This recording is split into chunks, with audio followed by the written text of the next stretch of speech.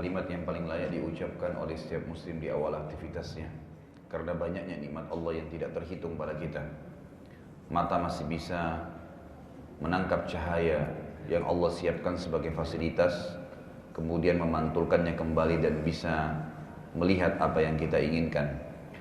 Kuping kita masih bisa menangkap suara yang ditujukan kepada kita dan akhirnya mengetahui apa yang sedang ingin disampaikan kepada kita dari orang lain. Begitu pula hidung kita masih bisa membedakan dalam waktu yang bersamaan mana bau wangi, mana bau busuk, sehingga kita menghirup yang wangi dan meninggalkan yang busuk. Begitu pula lidah kita masih bisa mengecap, bisa membedakan mana yang asin, yang manis, yang pedas dalam waktu seketika. Tenggorokan kita masih bisa menelan, bibir kita masih bisa mengucapkan kata-kata dan kalimat. Kemudian tangan kita masih bisa menjamah, memegang. Begitu pula dengan kaki kita masih bisa melangkah. Serta banyak sekali anggota tubuh kita dari sekian miliar urat-urat saraf yang masih berfungsi. Semua itu besar sekali nikmatnya Allah ya, yang terlihat dan kelihatan ya. Begitu pula di sekitar kita fasilitas air yang cukup banyak, udara, kemudian tumbuh-tumbuhan, hewan-hewan, semua yang di muka bumi ini yang dimudahkan oleh Allah untuk menjadi fasilitas buat kita, sebuah nikmat yang tidak terhitung. Sebagaimana Allah berfirman, wa in ta'uddu ni'matallahi la tuhsuha. Kalau kalian ingin menghitung-hitung nikmatnya Allah, maka kalian tidak akan mampu menghitungnya. Wassalatu wassalamu atammaini ala Rasulillah kama sallallahu wa malaikati alaih adada khalqihi wa ridha nafsihi wa zinata arshih wa midada kalimatih mil'us samawati wa mil'ul ardu wa mil'u ma syi'ta min syai'in ba'd. Juga kita panjatkan salawat dan taslim atau Nabi besar Muhammad sallallahu alaihi wasallam sebagai bentuk kepatuhan kepada Allah, karena Allah dan malaikatnya juga memberikan salawat dan salam kepada beliau. Tentu ini sejumlah makhluknya Allah, sejumlah perhiasan singgasananya, sampai Allah itu ridha, serta tidak ada batas sama sekali, seluas langit dan bumi. Terus kita memuji dan membacakan salawat untuk Nabi sallallahu alaihi wasallam. Dan juga dari sisi lain untuk berterima kasih pada beliau karena jasa yang luar biasa selama 23 tahun beliau menghabiskan umur beliau untuk menyampaikan agama ini. 10 tahun atau 13 tahun di Mekah masa genting, di mana masa yang sangat sulit untuk dilewati oleh Nabi sallallahu alaihi wasallam dengan cobaan, cacian, makian dan beragam macam pengorbanan beliau sallallahu alaihi wasallam, dan 13 tahun masa penerimaan syariat dan aplikasinya. Ini juga faktor yang sangat dominan kenapa kita membacakan salawat dan taslim kepada Nabi kita Muhammad sallallahu alaihi wasallam. Melanjutkan tema sirah Bapak Ibu sekalian, dan kita masih berada di kancah peperangan Uhud. Dan sebagaimana sudah kita jelaskan yang lalu, bagaimana kisah dan kiprah beberapa pejuang-pejuang muslim, dan yang paling terakhir adalah saya sebutkan kisah Zubair bin Awwam radhiyallahu anhu, di mana beliau berhasil membunuh salah satu prajurit Quraisy yang seluruh tubuhnya dari kepala sampai kaki, bahkan kudanya pun dipenuhi dengan baju besi, sehingga tidak ada celah untuk membunuhnya. Dan dia sangat mahir menggunakan pedang yang diikat atau dililit, ataupun ya kalau kita sekarang mungkin dilas ya. Kalau zaman dulu mungkin digunakan dengan ikatan-ikatan yang sangat kuat dengan sebuah pegangan besi yang panjang, sehingga pedang tersebut menjadi panjang sekali kelihatan, dan ini tidak sembarangan orang bisa memainkannya. Prajurit Quraisy ini sangat mahir sehingga banyak sekali melukai kaum muslimin dari jarak jauh. Tidak ada yang bisa membunuhnya. Maka Nabi SAW pada saat disampaikan oleh seorang sahabat, ya Rasulullah, si fulan ini orang Quraisy ini betul-betul menyusahkan kami. Lalu Nabi SAW berkata kepada para sahabat di sekitarnya, siapa yang ingin membunuh atau siapa yang bisa membunuh orang ini? Para sahabat sempat diam, karena memang orang ini sangat luar biasa. Postur tubuhnya sangat besar, berada di atas kuda. Kalau kita sekarang itu seperti orang kalau zaman dulu ada kuda di atas kuda, seperti zaman sekarang ini di atas tank, nggak bisa diserang. Kudanya bisa cepat, kudanya bisa nendang, apalagi kudanya dipakein baju besi dari atas, ya. Kudanya cuma kelihatan matanya dengan telapak kakinya saja, ya. Yang lainnya semua digunakan besi. Begitu pula orang yang tunggangin di atasnya. Jadi seperti sedang mendekati mobil tank, gimana caranya menyerang gitu. Kemudian ditambah lagi dia menggunakan senjata yang sangat panjang, kuat, dan mahir dalam memainkannya. Maka sulit sekali didekatin. Nabi SAW ulangin 2 kali, sahabat masih diam. Diulangin 3 kali, masih diam. Begitu Nabi SAW selesai mengucapkan ketiga kali, dan baru Nabi ingin mengucapkan yang keempat kali, maka Zubair bin Awam berkata, saya ya Rasulullah, saya akan menghadapinya. Dan saya sudah berikan gambaran Zubair bin Awam ini termasuk bodyguardnya Nabi SAW. Sebagaimana beliau bersabda dalam hadis sahih, semua Nabi itu punya hawari. Hawari itu kayak bodyguardnya khusus untuk membela dia secara fisik.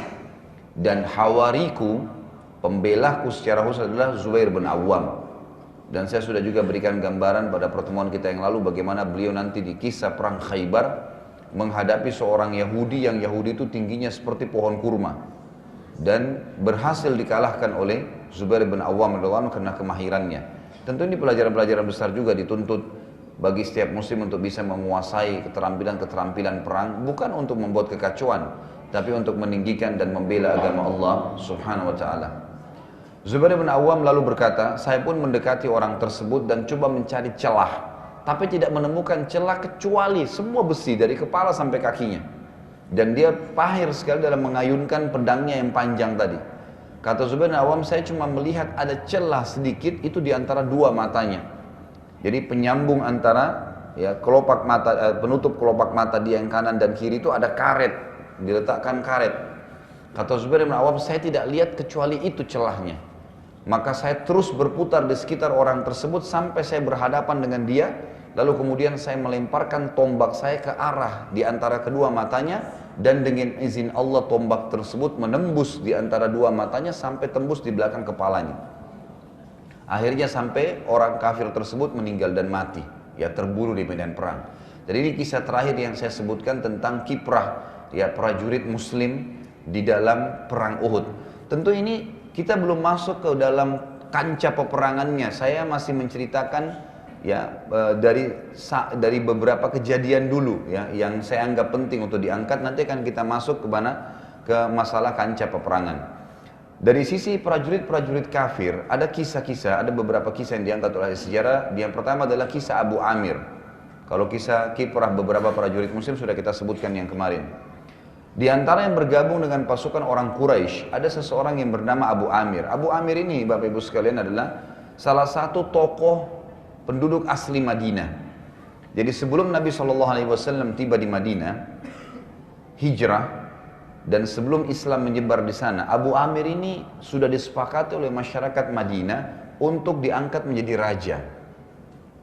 Pada saat Nabi SAW Islam sudah menyebar di sana di tangan Mus'ab bin Umair radhiyallahu anhu, sahabat Nabi yang jadi dai waktu itu. Kemudian Nabi SAW juga sudah akan hijrah, apalagi pada saat sudah hijrah, maka masyarakat meninggalkan Abu Amir karena Abu Amir nggak mau masuk Islam. Abu Amir nggak mau, tetap dalam keadaan kufur. Maka para orang-orang Ansar meninggalkannya karena mayoritas sudah masuk Islam. Kecuali kalau dia masuk Islam, maka mungkin akan dinobatkan gitu kan, akan diangkat jadi kepala suku atau raja mereka. Tapi ternyata enggak gitu. Maka Abu Amir ini pun merasa benci dengan Nabi SAW karena bagi dia, dalam pemahaman dia adalah dengan datangnya Islam, dengan datangnya Nabi SAW, maka berarti dia tidak dijadikan raja oleh masyarakatnya. Abu Amir ini lalu meninggalkan Madinah pada saat itu dan pergi ke negeri Syam. Pada saat dia mendengar orang-orang Quraisy membentuk pasukan dan sangat banyak 3.000 orang personil yang sudah tiba di wilayah Uhud. Dan saya sudah jelaskan waktu itu Bapak Ibu sekalian, Uhud itu berada cuman sekitar berapa meter saja ya. Kalau saya bahasakan tepatnya sekarang mungkin 2 atau sampai 3 kilometer saja sebenarnya dari Masjid Nabawi.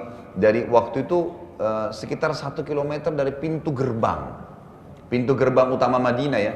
Jadi kita bayangkan kalau ini pintu gerbang besar Madinah, di depannya itu sudah ada, di depannya sudah ada apa namanya? Sudah ada pasukan orang-orang Quraisy, pasukan orang-orang Quraisy. Jadi akan menyerang Madinah. Maka Nabi SAW mengatur strategi untuk keluar ya dari kota Madinah dari pintu belakang, mutar dari sekitar Uhud, lalu tiba-tiba pasukan muslimin sudah berada di belakang pasukan orang-orang kafir Quraisy.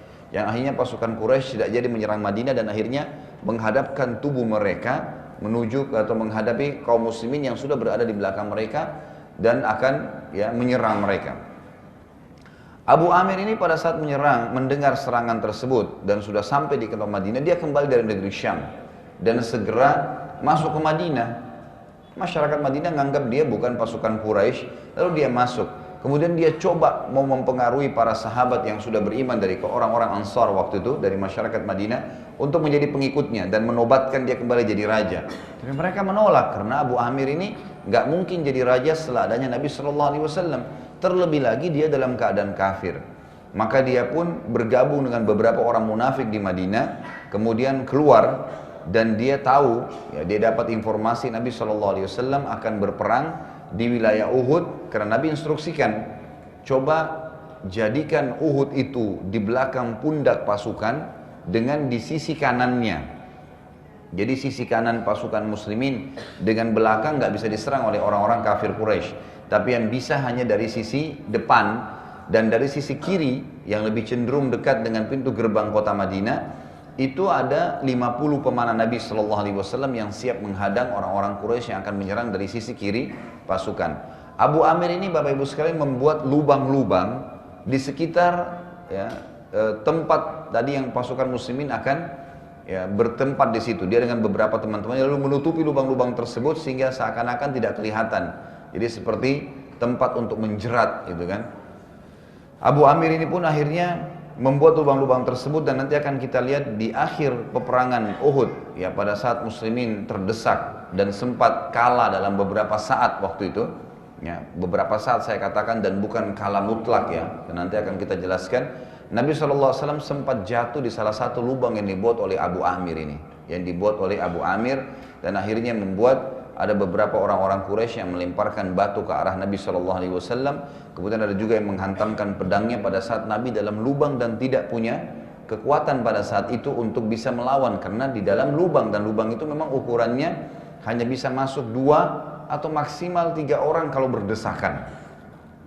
Maka Nabi SAW tidak punya kekuatan pada saat itu untuk bisa keluar, dan kita lihat nanti atau saya akan jelaskan di akhir-akhir pertemuan kita nanti bagaimana kejadian itu bisa terjadi. Tapi intinya Abu Amir adalah salah satu tokoh orang Madinah yang kafir. Kemudian kisahnya adalah dia membuat lubang-lubang yang menjadi atau ditujukan untuk menjadi jerat bagi kaum muslimin. Kemudian kita masuk ke kisah yang lain, kisah Jubair bin Mut'im. Jubair bin Mut'im ini salah satu tokoh Quraisy. Dia memiliki seorang paman kandungnya yang dia sangat hormatin, pengganti ayahnya waktu itu karena ayahnya juga sudah mati, maka dia sangat menyayangi pamannya ini, dan pamannya ikut di perang Badar dan ternyata terbunuh di tangan kaum muslimin. Maka Jubair bin Mut'im ini pun berkata kepada salah satu budak yang dia milikin bernama Wahsy, dan dia berkata, "Wahai Wahsy, kalau kau bisa membunuh pamannya Muhammad," maksudnya Hamzah radhiyallahu anhum, "sebagai balasan karena Muhammad telah membunuh pamanku di Badar, maka aku akan anggap kamu bebas." Ini sebuah riwayat Wahsy sempat berkata, pada saat aku mendengarkan janji tersebut, aku pun niat masuk ke kancah peperangan, ikut di Uhud itu, bukan, jadi ini sudah di kancah peperangan sudah di medan perang, baru dikatakan kalimat ini. Ini dalam satu riwayat. Maka Wahsy berkata, aku pun masuk ke kancah peperangan bukan untuk berperang, tujuannya hanya mencari mana paman Muhammad SAW. Kemudian dia tanda kutip SAW karena ini saya menyebutkan nama beliau SAW. Maka dia mengatakan, saya masuk ke kancah peperangan tidak niat ikut berperang, tapi hanya untuk mencari pamannya Muhammad, karena saya ingin bebas dari keterbudakan. Ini sebuah riwayat. Riwayat yang lain, Wahsy ini adalah budaknya Hindun bin Utbah. Hindun binti Utbah ini adalah istrinya Abu Sufyan. Istrinya Abu Sufyan. Tentu nanti Hindun masuk Islam. Nanti di pembebasan kota Mekah, Hindun akan masuk Islam. Tapi ini kisah masih di perang Uhud, masih tahun 3 Hijriah. Hindun ini sempat sakit hati karena di awal peperangan Badar, kalau Bapak Ibu masih ingat, ada 3 orang yang keluar dari orang-orang Quraisy. Tiga-tiganya ini adalah saudara kandungnya Hindun, ya, kakaknya dia yang bernama Walid, ya, Ibn Utbah. Kemudian ada juga pamannya yang keluar bernama Syaibah, gitu kan. Syaibah ini paman kandungnya Hindun, juga terbunuh. Jadi Walid kakaknya terbunuh, Hindun Syaibah juga pamannya terbunuh, dan Utbah ayahnya juga terbunuh. Jadi 3 orang ini terbunuh di perang Badar. Maka Hindun sakit hati waktu itu, dan dia berkata kepada, ya, seorang budak, ada riwayatnya yang mengatakan budaknya dia bernama Wahsy tadi, dan berkata kepadanya, wahai Wahsy, kalau kau bisa membunuh, ya, membalas dendamku kepada Muhammad atau siapa saja kerabatnya yang kau temukan, maka saya akan anggap kamu bebas. Jadi waktu itu Hindun sebenarnya tidak fokus kepada Hamzah radhiyallahu anhu, tetapi siapa saja kerabat Nabi yang ditemukan yang terdekat maka bunuh saja. Mungkin Ali bin Abi Thalib, mungkin Hamzah, mungkin siapa saja. Pokoknya siapa saja yang kau temuin bunuh, beritakan ke saya, maka saya akan bebaskan kamu dari keterbudakan. Jadi ini kurang lebih gambaran daripada kisah yang terjadi pada saat itu Jubair bin Mut'im, dan belum kita bicara tentang proses pembunuhan Hamzah di tangan Wahsy. Nanti akan ada ceritanya tuh. Tapi sekarang saya berikan gambaran dulu beberapa kejadian di sekitar kancah peperangan pada saat akan berkecamuk. Kemudian juga ada kisah Suwaib. Suwaib ini salah satu budak Bani Abdiddar. Bapak Ibu perlu tahu, sebelum berangkat pasukan Quraisy dari Mekah, mereka menyerahkan bendera kepada suku Abdiddar. Abdiddar ini kalau masih ingat dulu adalah salah satu turunan atau kakek Nabi Shallallahu Alaihi Wasallam. Dan ini sukunya Nabi sebenarnya, gitu kan? Tapi yang tidak beriman kepada risalah Nabi Muhammad Shallallahu Alaihi Wasallam. Waktu itu Bapak Ibu sekalian, suku Bani Abdiddar ini tugasnya, karena mereka sangat kuat secara fisik, mereka pintar, punya keterampilan dalam strategi perang, maka mereka yang selalu diberikan bendera. Dan zaman dulu itu patokan kekuatan pasukan berada di bendera. Berada di bendera. Siapa yang pegang berarti itu dianggap orang yang terkuatnya dari pasukan itu. Jadi dia bisa memegang bendera dengan tangan kanan atau tangan kiri, kemudian tangan yang sebelahnya dipakai pedang, dengan pedang untuk menyerang. Memang dia punya kemahiran itu, orang yang pegang bendera. Jadi dia bukan cuma sekedar pegang bendera, tapi dia bisa menyerang dengan tangan yang kosong dari bendera tadi. Baik Bapak Ibu sekalian, suku Bani Abdiddar ini waktu perang Badar sempat kalah di perang Badar, dan mereka yang pegang bendera. Abu Sufyan berkata kepada mereka, wahai suku Abdiddar, kalau kalian akan melakukan hal yang sama di perang Badar, jatuh lagi bendera kita dan kalah, maka dari sekarang serahkan kepada kami benderanya. Maka suku Bani Abdiddar mengatakan, ya waktu itu kebetulan ada satu orang dari pimpinan suku Abdiddar yang masih kafir, namanya Abu Talha. Abu Talha ini bilang, kami tidak akan pernah memberikan bendera ini kepada orang lain, karena ini kemuliaan. Lalu kemudian dia mengajak, ya, 6 orang dari anak dia, laki-laki semua, untuk berperang, dan mengatakan kepada anak-anaknya, bendera ini tidak boleh kita lepaskan kecuali kita semua sudah terbunuh. Maka akhirnya keenam anak nanti Abdiddar itu terbunuh. Nanti akan kita jelaskan dalam kancah peperangan. Lalu pada saat mereka terbunuh 6-6-nya dan bendera jatuh, ya, datanglah nanti seorang budak Abdiddar yang bernama Suwaib. Suwaib ini kemudian datang memegang bendera pada saat itu orang Quraisy untuk membangkitkan lagi semangat mereka berperang, dan sempat dibunuh oleh Hamzah radhiyallahu anhu. Datang memotong tangan Suwaib sehingga jatuh bendera. Pada saat tangan kanannya terpotong, lalu dia masih ngambil dengan tangan kirinya, lalu dipotong lagi oleh Hamzah, kemudian jatuh bendera dan dia sempat menjepit dengan sisa tangannya, kemudian dibunuh oleh Hamzah radhiyallahu anhu. Ini ada kisah Suwaib sendiri, gitu kan? Ini kisah Suwaib. Baik Bapak Ibu sekalian, kita akan masuk sekarang ke kisah kancah peperangan. Jadi peperangan pada saat berkecamuk, ya, seperti apa kira-kira? Jadi kita seakan-akan insya Allah hari ini dengan izin Allah hadir di perang Uhud itu. Seperti apa sih pada saat terjadi kecamuk peperangan? Pada saat pasukan sudah saling serang, saya katakan tadi di awal, patokan kekuatan pasukan ada di bendera. Dan siapa yang pegang bendera berarti orang terkuat. Dan pasukan itu dianggap masih menang walaupun banyak yang terbunuh selama benderanya masih ada yang pegang. Di sini perilaku dan sistem yang dipakai ini sangat dipahami oleh 3 orang sahabat yang mulia. Dan 3 orang sahabat ini luar biasa perannya dalam kancah peperangan Uhud di awal-awal peperangan. Itu adalah Hamzah, Ali, dan Asim ibn Thabit radhiyallahu anhum. 3 orang ini sepakat, ya, Hamzah paman tentunya, Ali keponakannya, kemudian Asim ini sepupunya Ali. Sepakat 3-tiganya, begitu masuk peperangan, kita nggak usah lawan prajurit-prajuritnya Quraisy. Cari siapa yang pegang bendera, serang. Itu yang dilakukan. Maka pada saat itu, Hamzah dan Ali pun bersama dengan Asim tadi, langsung menuju ke tengah-tengah kancah peperangan dan sengaja menjadikan target adalah orang yang pegang bendera. Dan pada saat itu yang pegang bendera adalah anak-anaknya Abu Talha tadi saya bilang.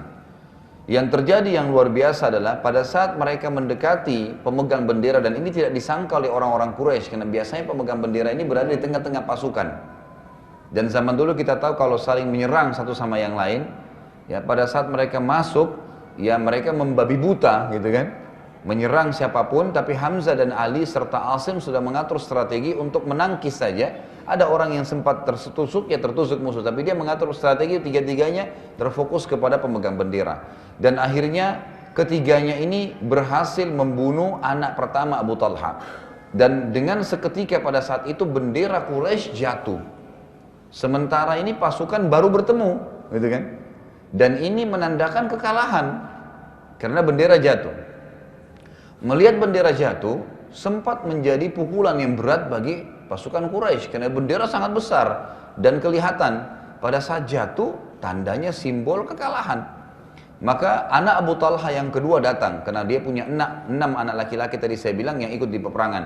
Lalu begitu dipegang, diserang lagi oleh Ali dan berhasil dibunuh anak yang kedua. Datang anak ketiga, mengambil lagi bendera tersebut, dibunuh lagi oleh Hamzah. Terus bolak-balik ini, sahabat-sahabat ini. Sampai anak yang kelima terbunuh, kelima-limanya terbunuh di tangan Hamzah dan Ali. Kemudian datang anak yang keenam pada saat itu. Ya. Anak yang keenam ini pada saat datang mengangkat bendera, Hamzah dan Ali masih sibuk ya menangkis serangan dari sekitar bendera tadi. Kemudian Asim datang dan berhasil membunuh anak keenam Abu Talha sehingga terbunuhlah. Pada saat itu ada seorang wanita anaknya Abu Talha. Dia ini anak yang ketujuh sebenarnya, tapi karena wanita dia nggak ikut berperang. Jadi wanita pada zaman itu dibawa untuk menjadi pemotivator ya. Mereka tuh datang teriak, bernyanyi ya. Biasanya kalau orang-orang Quraisy bahkan mereka menari, gitu kan? Ya. Atau kadang-kadang dibawa wanita-wanita penghibur, memang tujuannya naudzubillah untuk berzina dengan para prajurit, gitu kan? Itu mereka lakukan. Ada anaknya Abu Talha namanya Sulaif. Ya. Wanita ini, Sulaif ini, dia pada saat datang ke sekitar bendera, dia lihat bendera jatuh berapa kali, dia datang, gitu kan? Dan pada saat itu kebetulan yang membunuh saudara dia yang keenam. Jadi 6 orang saudara laki-laki semua terbunuh, tergeletak di dekat bendera. Dan yang terakhir dibunuh oleh Asim. Maka yang terjadi Bapak Ibu sekalian, perempuan ini begitu melihat 6 saudaranya mati dan Asim yang pada saat itu lagi menusuk, ya saudara dia yang ke-6 jatuh, dia mengira Asim membunuh ke-6 saudaranya, gitu kan? Dia mengira Asim semua yang bunuh nih 6-6-nya.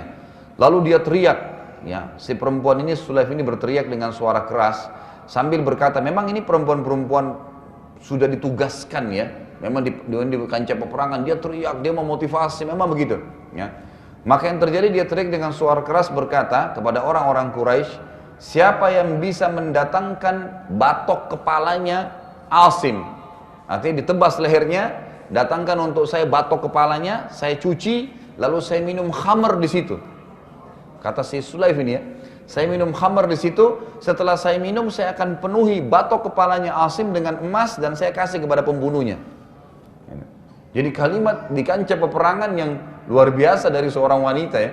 Jadi kita lihat bagaimana pada saat itu perannya memang dihadirkan untuk seperti ini keadaannya. Sekali lagi dia bilang, siapa yang bisa wahai orang-orang Quraisy yang mendatangkan kepalanya Asim.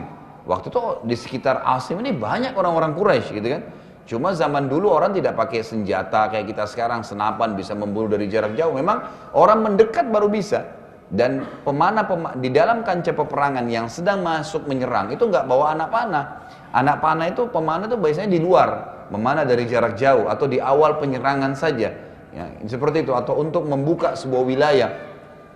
Kurang lebih seperti itu gambarannya. Maka orang-orang waktu itu mendengar dan perempuan ini mengatakan kalimat, siapa yang bisa mendatangkan kepalanya Asim, lalu batok kepalanya saya cuci, artinya dibersihkan semua, kemudian saya minum khamr di situ, lalu kemudian setelah saya minum khamr saya isi penuh dengan emas dan saya akan berikan kepada pembunuhnya. Maka pada saat prajurit-prajurit Quraisy mendengar hal tersebut, mereka berusaha menyerang Asim, masing-masing ingin mengejar, karena mereka sangat tahu Sulaif ini orang kaya raya di Mekah. Jadi dan memang kalau dia ucapkan itu dia akan memberikan. Pada saat itu terjadilah penyerangan kepada Asim, tapi belum disebutkan dalam riwayat apakah orang Quraisy berhasil membunuh Asim atau tidak. Intinya diseranglah Asim pada saat itu. Saya belum menemukan sampai sekarang ada riwayat yang menyebutkan Asim terbunuh di tangan orang-orang Quraisy, gitu kan? Bahkan tidak disebutkan nama beliau, termasuk salah satu dari syuhada Uhud. Nanti kita tahu ada 70 syuhada Uhud yang terbunuh, tapi ini Asim tidak termasuk di dalamnya. Allahu a'lam. Kemudian pada saat itu Abu Sufyan sebagai pemimpin perang mengeluarkan juga instruksi. Sekarang ini kayaknya yang membuat umat Islam jadi semangat karena mereka fokus menyerang bendera kita. Bentuk pasukan tim, ya, beberapa orang serang juga benderanya kaum muslimin. Yang waktu itu bendera muslimin dipegang oleh sahabat yang mulia Mus'ab bin Umair radhiyallahu anhu.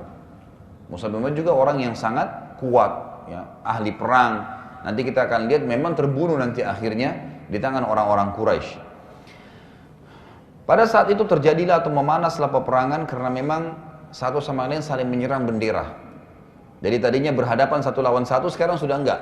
Di mana ada bendera di situ berkumpul pasukan, gitu kan? Pasukan muslimin berkumpul di benderanya orang kafir, pasukan kafir berkumpul di benderanya kaum muslimin. Salah satu dari suku Abdiddar berusaha kembali mendirikan bendera yang ketujuh kalinya, namun juga berhasil dibunuh di tangan para sahabat ridwanullah alaihim, terutama 3 orang sahabat tadi, Hamzah, Ali dan Asim. Maka bendera Quraisy pun terjatuh yang ketujuh kalinya. Pada saat itulah datang Suwaib tadi yang saya ceritakan di awal, budak Abdiddar yang hanya juga dibunuh atau terbunuh di tangan Hamzah, yang berdiri, yang mendirikan bendera tersebut sampai kedua tangannya terpotong dan juga akhirnya ditusuk oleh Hamzah radhiyallahu dan terbunuh. Juga pada saat itu, ya, sahabat-sahabat, ya, yang terkenal di kancah peperangan, yang memiliki peran yang sangat besar agar bendera juga itu tidak berdiri lagi dari jarak jauh, ya, itu ada seseorang yang bernama Sa'ad bin Abi Waqqas. Sahabat ini terkenal juga ahli strategi perang dan ahli memanah. Sa'ad radhiyallahu anhu pada saat itu terus memanah ke arah orang-orang kafir Quraisy dari kancah peperangan, dan kebetulan dia berada di sebelah Nabi SAW. Sambil Nabi berkata, wahai Sa'ad, panahlah, wahai Sa'ad, memanahlah. Kata Sa'ad, baik ya Rasulullah. Lalu kata Nabi SAW, saya mempertaruhkan ayah dan ibuku untukmu hai Sa'ad. Dan ini biasa istilah dipakai oleh orang-orang Arab dulu. Ini bukan sumpah, ya, tapi sebagai bentuk penghormatan, gitu kan. Artinya saya akan hormatin kamu sebagaimana saya hormatin kedua orang tua saya, ya. Bi abi anta wa ummi. Biasanya para sahabat juga mengucapkan itu, ya. Seperti Abu Bakar, Umar, Utsman, Ali, beberapa sahabat sering mengucapkan kepada Nabi SAW. Ayah dan ibu saya sebagai tebusannya ya Rasulullah. Maksudnya saya akan hormatin anda sebagaimana saya hormatin orang tua saya. Kata Sa'ad, belum pernah ada sahabat, ya, Nabi SAW yang Nabi gunakan kalimat ini kecuali saya di kancah Uhud.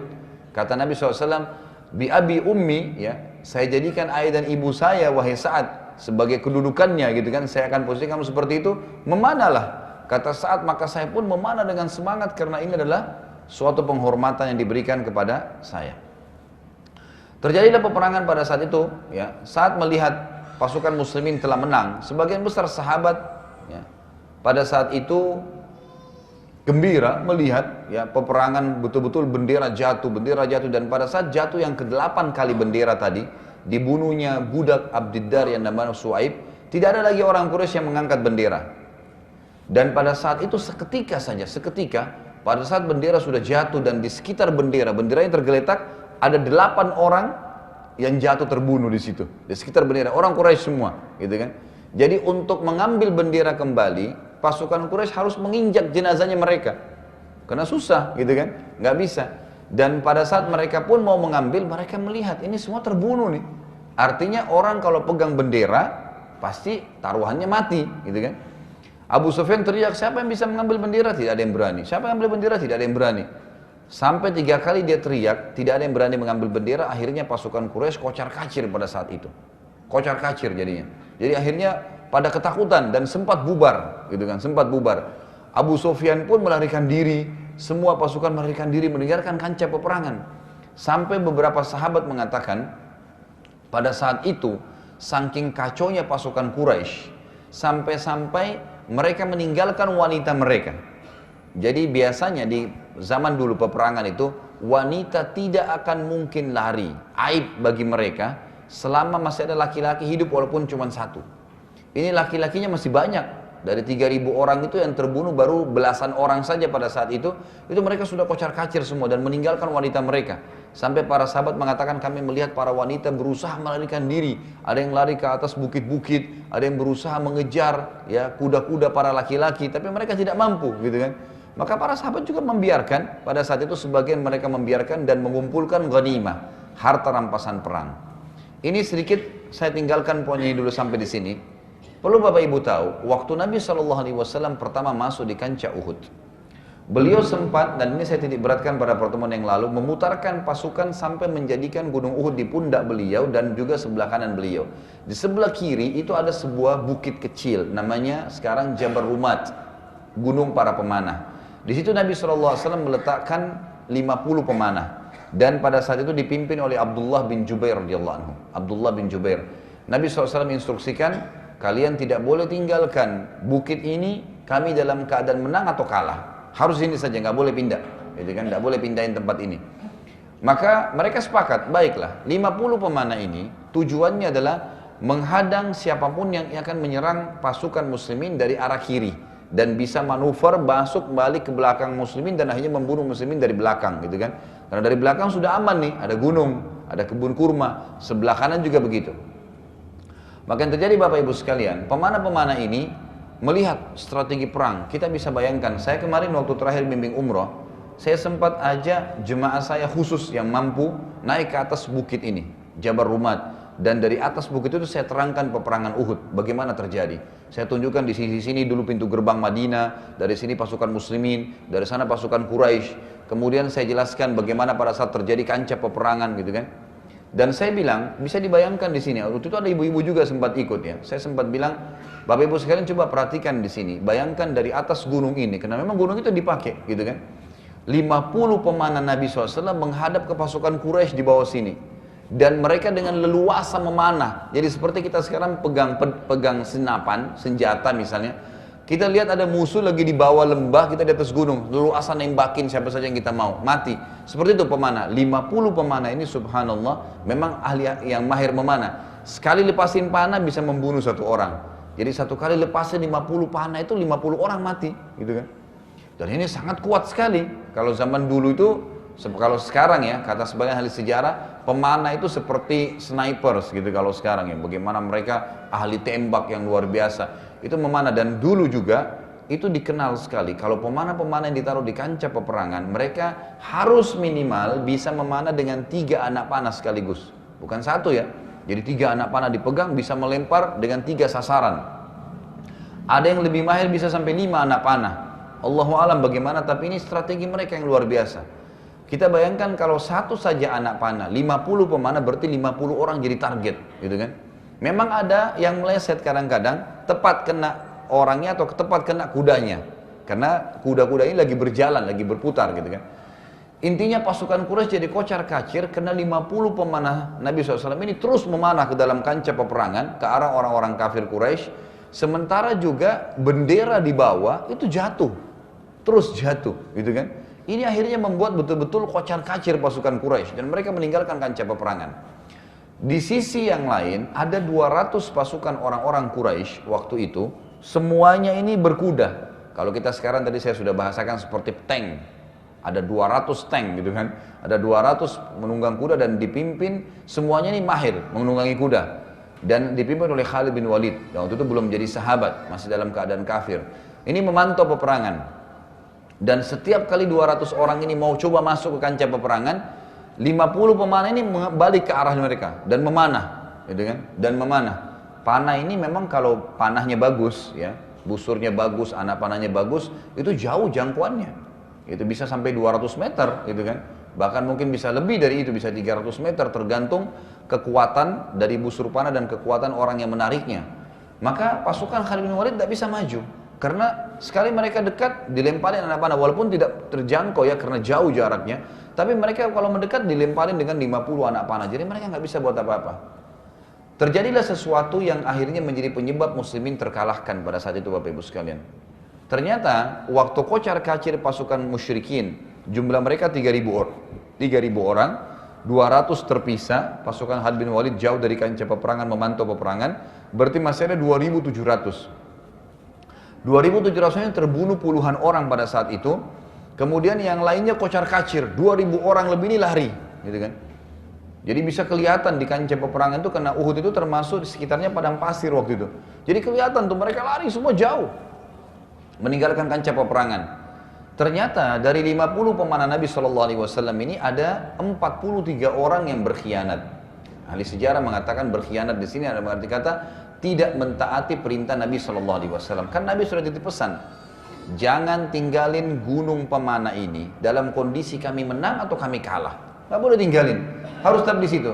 Tapi ternyata mereka enggak, mereka tinggalin itu. 43 orang ini dilarang oleh pimpinan mereka. Abdullah bin Jubair radhiyallahu anhu, sahabat yang mulia, mengatakan kalian mau kemana? Karena tiba-tiba mereka taruh ya busur-busur panahnya, lalu mereka mau turun dari gunung itu. Dan gunung itu sangat kecil sebenarnya. Mungkin ketinggiannya itu kalau untuk naik mungkin 20 meter atau lebih lah, sekitar 30 meteran maksimal. Itu dari bawah. Mereka bisa turun leluasa gitu. Kata Abdullah bin Jubair, kalian mau kemana? Mereka bilang, kan sudah jelas, menang. Tuh lihat pasukan musyrikin kelihatan dari gunung itu, kelihatan lari. Tuh sudah jauh, mereka menuju ke Mekah kembali. Nggak mungkin. Apalagi pasukan muslimin yang waktu itu jumlahnya 700 orang. Awalnya 1000, gitu kan. Tapi ada 300 munafikin yang bergabung kemudian sengaja pulang. Dipimpin oleh Abdullah bin Ubaidillah bin Salul, gitu kan. Itu sudah jelas pasti dalam keadaan kafir dia. Maka dia kembali sengaja ingin memukul muslimin dari kancah peperangan. Jadi saya 700, 650 menghadapi pasukan yang 2.700 tadi, ya 2.800 tadi, dan 50 di atas gunung pemanah. 650 orang ini ternyata, Bapak Ibu sekalian rahimakumullah, waktu pasukan 2.800 itu lari, ya kurang lebih ya, nah, sudah ada yang terbunuh beberapa orang, 650 ini dengan semangat mengejar, gitu kan? Mengejar, kenapa? Karena kalau ada yang sempat ditangkap jadi tawanan. Dan kalau jadi tawanan ini bisa menjadi sumber pendapatan yang akhirnya ditebus oleh kerabatnya. Atau bisa menjadi hamba sahaya, gitu kan? Tawanan perang. Maka dia, apalagi kalau ditangkap pimpinan-pimpinan mereka, gitu kan? Maka coba dikejar. Waktu itu Hamzah, sahabat-sahabat Nabi masih hidup semuanya. Nggak ada masalah buat mereka, gitu kan? Baik. Ternyata Bapak Ibu sekalian, 43 orang ini menjadi sumber permasalahan di dalam pasukan muslimin. Mereka turun ke kancah peperangan, sudah ditahan oleh pimpinannya Abdullah bin Jubair radhiyallahu anhu, jangan kalian turun. Sudah menang kok, ngapain kita di sini? 2000 lebih pasukan musyrikin sudah kelihatan jauh. Yang 650 orang pasukan muslimin sedang mengejar ke depan. Artinya tidak ada sesuatu yang dikhawatirkan. Sementara di kancah peperangan lagi banyak berserakan pedang, perisai, ada macam-macam harta yang mereka tinggalkan, gitu kan, yang mereka bawa supaya jadi ringan tubuhnya orang-orang kafir ini, maka itu bisa diambil, dikumpulin. Tentu dalam hukum ghanimah, harta rampasan perang Bapak Ibu sekalian, kalau kita berperang, apapun yang kita temukan itu nggak boleh diambil ya, nggak boleh jadi hak pribadi. Diambil, dikumpulin, nanti dikasih pimpinan, pimpinan akan membagi rata. Kalau ada yang mengambil berarti terhitung dosa besar. Sebagaimana Imam Adz-Dzahabi menjelaskan, mengambil harta rampasan sebelum dibagi adalah dosa besar. Dan ini Anda bisa ikuti di YouTube ceramah saya tentang dosa-dosa besar yang saya lupa nomornya keberapa, tapi yang berbicara tentang masalah tadi mengambil harta ghanimah sebelum dibagi. Itu adalah dosa besar. Sahabat-sahabat yang 43 sebenarnya niatnya baik, gitu kan? Jadi mereka turun itu untuk mengumpulkan harta ghanimah supaya memudahkan nanti pasukan yang 650 ini tetap menyerang. Mereka balik ghanimah sudah terkumpul. Itu tujuannya. Niatnya baik sebenarnya. Tapi permasalahannya ini melanggar ya, instruksi dari pemimpin. Ini tolong digarisbawahi Bapak Ibu sekalian. Ini awal bencana. Kalau ada seseorang yang di bawah naungan seorang pemimpin lalu dia melanggar instruksi pemimpin tersebut yang tidak berbau maksiat kepada Allah, ini dosa kepada Allah Subhanahu wa taala. Jadi nggak boleh kita buat masalah ini. Harus paham ya. Kata Nabi SAW, pentingnya pemimpin dalam Islam, kalau kalian sedang safar 2 orang atau 3 orang minimal, 2 orang berarti minimal kan gitu, atau 3 orang kata Nabi SAW, maka hendaklah menunjuk salah seorang dari kalian menjadi pemimpin dan mereka wajib patuh pada pemimpin tersebut. Suruh singgah-singgah, suruh makan-makan, memang begitu dalam Islam, wajib mematuhi pemimpin, nggak boleh instruksinya dilanggar. Siapa suruh mengangkat dia pemimpin kalau memang tidak mau, pulang ya pulang, harusnya begitu, gitu kan? Sebagaimana juga dalam sholat, imam kita pemimpin, nggak boleh dilanggar. Dia ruku, kita baru datang, saya belum baca Al-Fatihah Ustaz, imamnya ruku, ya tetap ruku, gitu kan? Memang sudah begitu perintahnya. Kalau imamnya lagi sujud, ya kita datang, kita ikut takbir sujud, gitu. Perintahnya seperti itu. Jadi begitu pemimpin dalam Islam, sama dengan pemimpin perang, pemimpin negara, selama tidak berbuat maksiat kepada Allah, nggak boleh ada ya, pembangkangan. Di sini kata ulama, Allah memberikan pelajaran kepada muslimin di perang Uhud hanya karena melanggar titah pemimpin mereka. Jadi bukan hanya karena Nabi SAW ya. Pemimpin pada saat itu, plus lagi dia adalah seorang Nabi. Dilanggar, sudah dikatakan kalau kalian menang, kalau kita menang atau kalah, jangan tinggalkan gunung itu sampai saya yang membolehkan, kata Nabi SAW. Belum ada perintah. Turunlah 43 orang itu Bapak Ibu sekalian ke kancah peperangan, sisa 7 orang.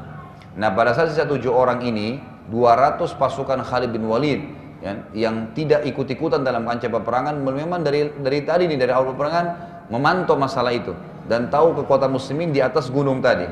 Maka mereka manuver, kemudian naik ke atas gunung membunuh 7 orang tadi. Setelah dibunuh 7 orang tadi oleh Khalid bin Walid, lalu dia balik menyerang muslimin dengan 200 pasukan tadi dari belakang. Terdengarlah suara. Kita bayangkan Bapak Ibu sekalian, zaman dulu ini orang teriak-teriak, gemuruh, gitu kan? Pasukan muslimin, pasukan musyrikin ini, orang-orang musyrikin meneriakkan yel-yelnya mereka, gitu kan? Menyebut-nyebut nama Tuhan mereka. Orang Islam kaget, yang 650 yang lagi lari nih, lagi maju ke depan ini, itu mereka lagi ngejar musuh orang musyrik di sana. Kok ada yel-yelnya orang musyrik di belakang, gitu kan? Ini dari mana asal muasalnya? Maka sebagian pasukan musyrik yang di belakang pasukan balik berusaha untuk melihat apa yang kejadian. Ternyata ada 200 orang, gitu kan? Dan sebagian ahli sejarah mengatakan yang sempat mendengarkan yel itu jumlahnya sedikit, cuma puluhan orang. Yang lain pasukan muslimin ini masih maju ke depan mengejar yang 2000 orang tadi. Yang puluhan ini balik, terjadi peperangan dengan orang-orang musyrik tadi. Tapi ini diserang dari belakang. Ya seperti kita kalau lagi berlari, tiba-tiba ada yang serang dari belakang, kita balik, ya diserang tiba-tiba. Banyak sekali korban pada saat itu. Ada muslimin atau banyak muslimin yang jadi korban pada saat itu karena memang ya kejadiannya diserang tiba-tiba.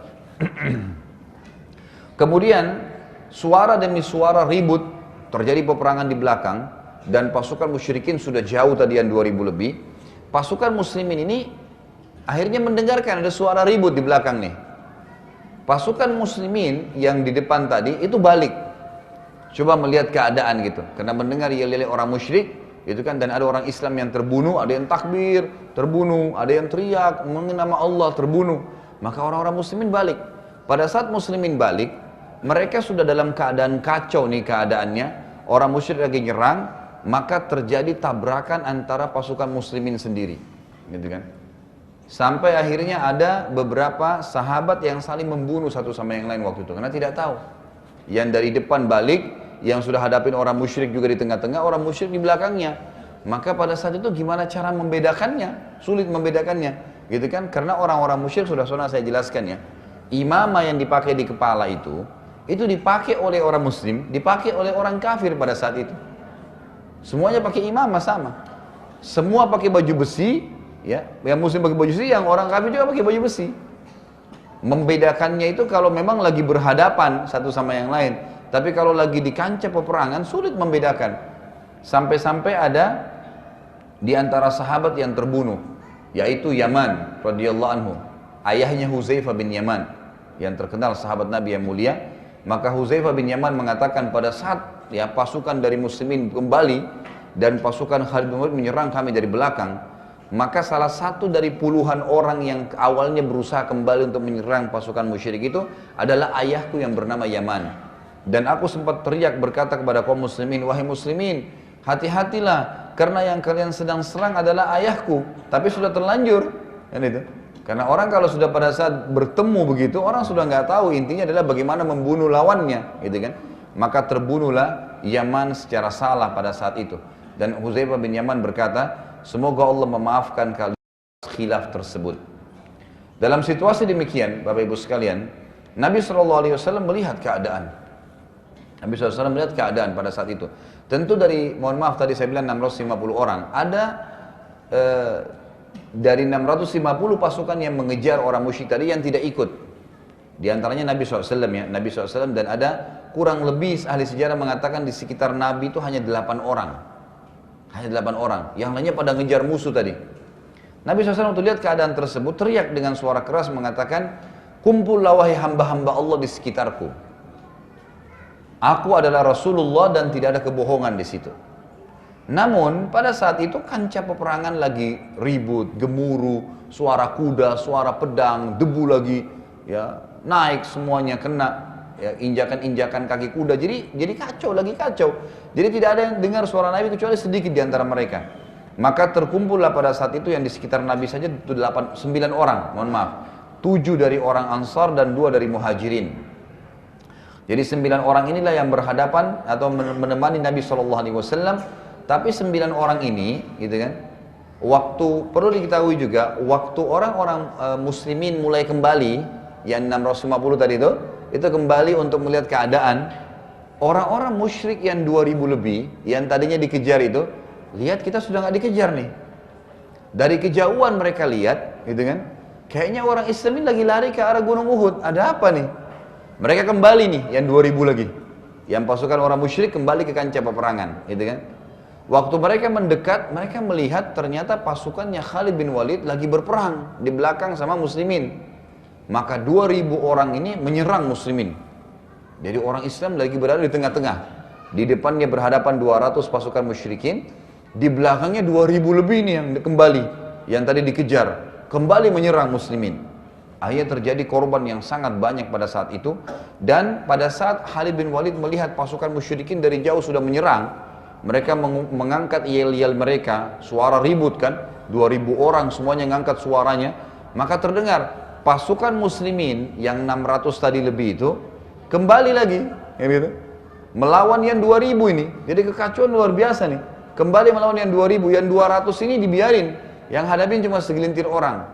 Maka pasukan Khalid bin Walid yang 200 itu leluasa menyerang sekitar Nabi SAW, gitu kan.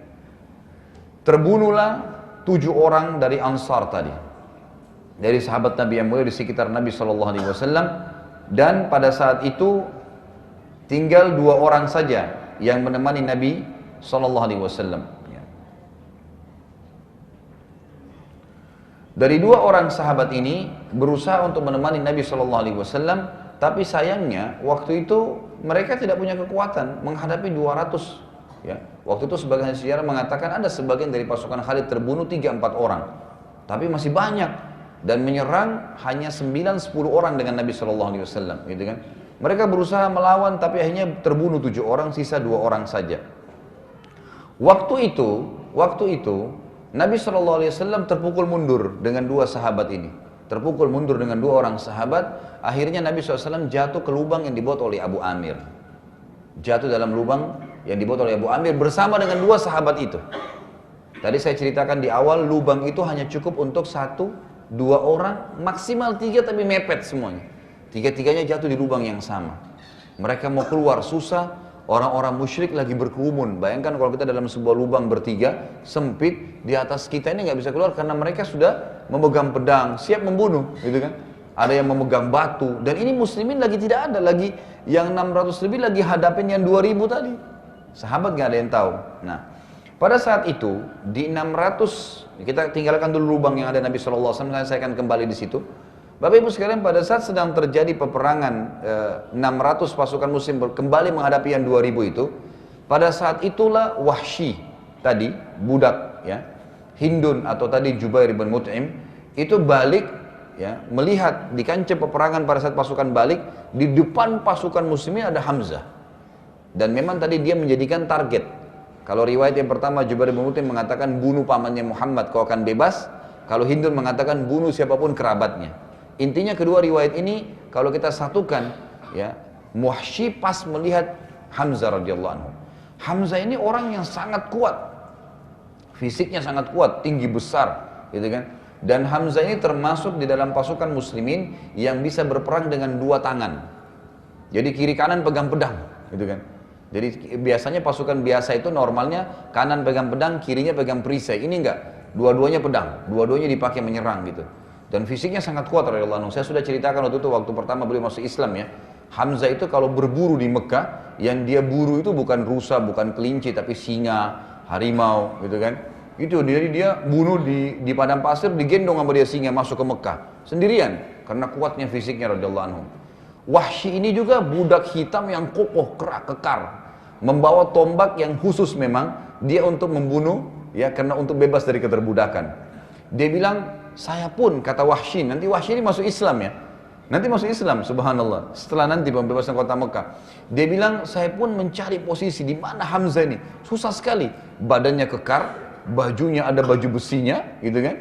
Kemudian dia memang luar biasa, dia tidak sembarangan, sabetan pedang kena itu tidak membunuhnya. Wahsy mengatakan sampai saya mendapatkan posisi, dia lagi sibuk, lagi melawan beberapa orang Quraisy, maka saya pun melempar tombak di antara tubuh-tubuh orang-orang Quraisy, gitu kan. Jadi di antara orang Quraisy itu ada celah, dari situ dilempar sama Wahsy, ya, tersasarkan kepada Hamzah radhiyallahu anhu. Kenalah Hamzah pada saat itu, ya, dan sempat mengenai perutnya karena kerasnya lemparan tersebut sampai tombak itu tembus ke belakang, gitu kan. Kata Wahsy, ya, Wahsy cerita nih. Pada saat dia sudah masuk Islam, dia bilang pada saat saya melemparkan tombak ke arah Hamzah dan kena ke perutnya, Hamzah mengetahui kalau tombak itu dari saya. Dia meninggalkan semua musuhnya dan mengarah ke saya. Jadi sudah kena tombak pun belum mati nih. Hamzah dikatakan mengarah ke arah saya dan saya sangat ketakutan. Karena saya tidak mungkin bisa mengalahkan Hamzah, padahal tombak sudah tembus di perutnya. Dia pun menarik tombak tersebut, ya, dan ini orang kalau kena tombak atau anak panah nggak boleh ditarik. Tarik berarti dia akan ngucur darahnya dan bisa mati. Dia masih bisa bertahan kalau ada di tubuhnya, gitu kan. Nanti pelan-pelan dikeluarkan dengan cara supaya tidak memuat darah ngucur. Hamzah menariknya. Hamzah radhiyallahu anhu menarik di depan Wahsy, dan orang-orang Quraisy pada saat lihat Hamzah tarik ketakutan semua. Karena masih hidup, gitu kan. Ditarik dia masih hidup, dia masih tarik kekangan kudanya menuju ke Wahsy.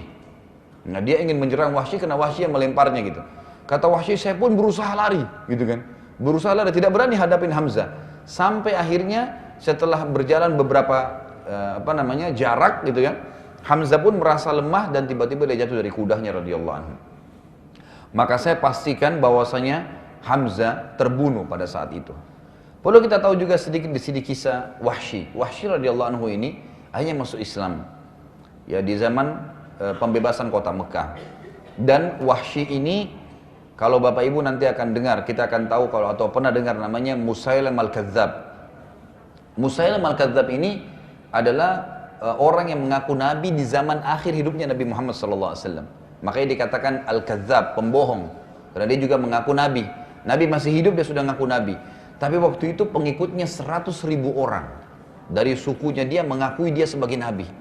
Tapi beberapa pengikutnya akhirnya jadi sahabat nantinya, ya, masuk Islam, kemudian mereka saling menukil mengatakan pada saat ya Musailam al-Kadzab menjadi mengaku nabi, kami sebenarnya tahu dia bohong, tapi karena fanatisme kesukuan membuat kami mengatakan baiklah dia nabi.